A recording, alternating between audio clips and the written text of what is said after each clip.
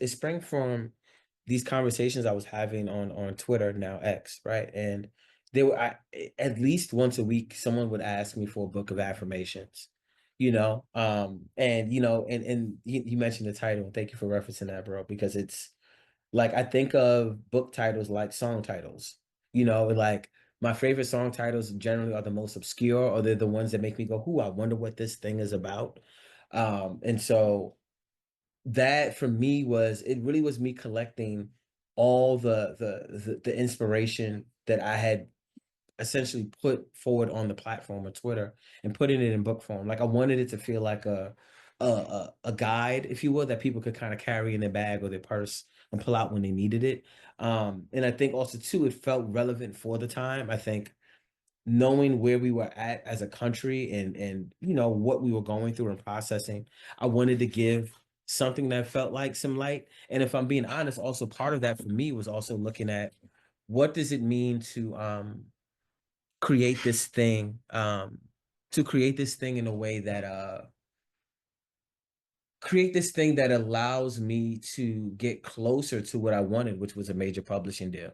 Some of that, if I'm being honest, was also a little bit of desperation. It was like, I am a writer, as much as I'm an MC, I'm a writer. And so part of that for me is also had been wanting to follow the trajectory of all the writers I loved beforehand. And so those first two books are really my way of being like, I have something to say and I need to get it out. I don't want to self-publish. No knock on anyone who does. I think it's a format that is needed and important.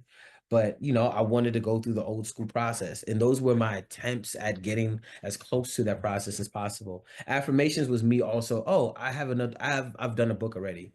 So like I knew conceptually what I wanted to say, what I wanted to do, and what I wanted to put in the book. So it was me kind of growing up too, I think, if you will, in the publishing world in that way. I got a voice note from a dear friend of mine, Sue Ariza, and she was just like, it's easy to forget that we're like in a moment, like where we're creating these things with these people. And like I'm in Bed-Stuy right now, so like this is just a hotbed for Black creativity, and so this is monthly event I do called Let's Get Free, where I sit down essentially like Black and brown creatives and talk about liberation, community, culture, art, what matters to them and also to the community at large. And so the book for me, and again, you kind of called it out, man. Like one of my favorite parts of the book is less the essays, but the acknowledgments at the end. You know what I'm saying? Like where I'm talking about teachers, I'm talking about poor righteous teachers, I'm talking about all the elements that you're speaking to that essentially gifted me with the education of like Blackness and hip hop and culture, right? And then also too, like there's Buddhism, there's all these other elements of these things that I felt were necessary to bring together in order to tell this story, my story, which is not just my story, it's the story of who I feel like are all the other young Black boys, young Black girls, non-binary persons alike, white people, like as much as the book has this very, I don't want to call it a jarring title, but it very much speaks to Blackness.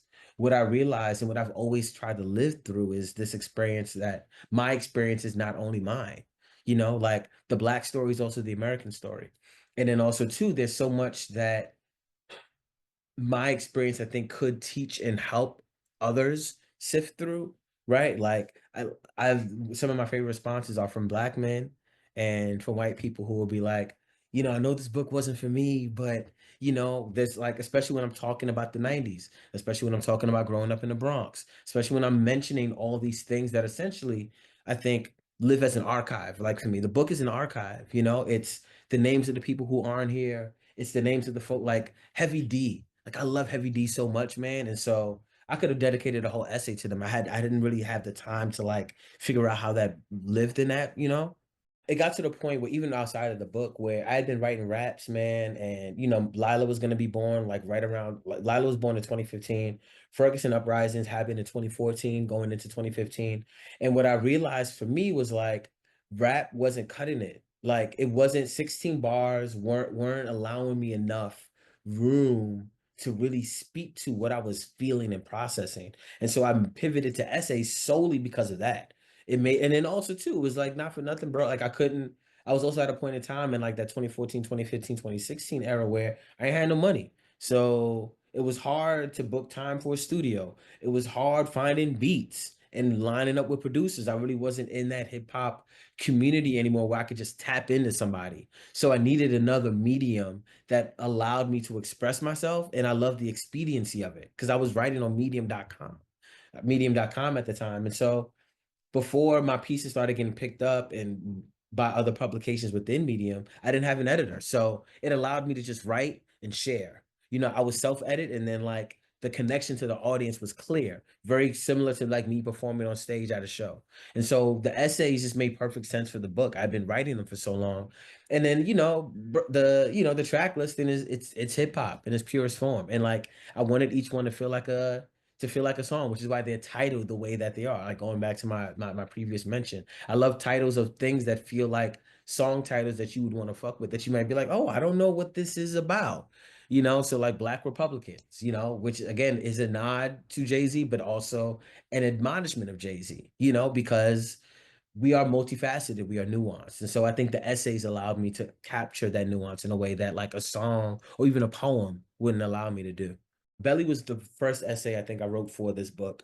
There were other essays that had been crafted, but Belly was the first essay that I wrote knowing I was writing it for this book. Um, and to me, I think it encapsulates what I am trying to do and also what I think I'm really adept at, which is prosaic language infused with that hip hop, and then also there's some humor in there. It is very much also poetic in that way. I think it's all the best parts of me.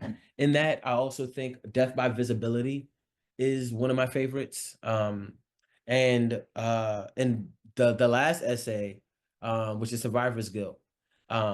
Because there's a thing that I play with, and it's like the setup is what I like to call it. It's the intro of the thing that's, if you're thinking of this as a song, it's like I don't know why, but like Guess Who's Back with Scarface and Jay-Z, and how it's just like Jay is just set, like he's ad-libbing for a longer time than probably is necessary before he gets to the verse. And like that's how I think of my essays sometimes. Like certain essays, there's a lead up and you're kind of like, where's this going? So even Death by Visibility, I start talking about white boys playing in the playground. And like I don't think the reader is reading that knowing that I'm leading to this conversation about Kanye West and Rodney King. But it's like I just need people to trust me with that. So like those three essays, I think for sure for me feel are my favorite and I think the strongest.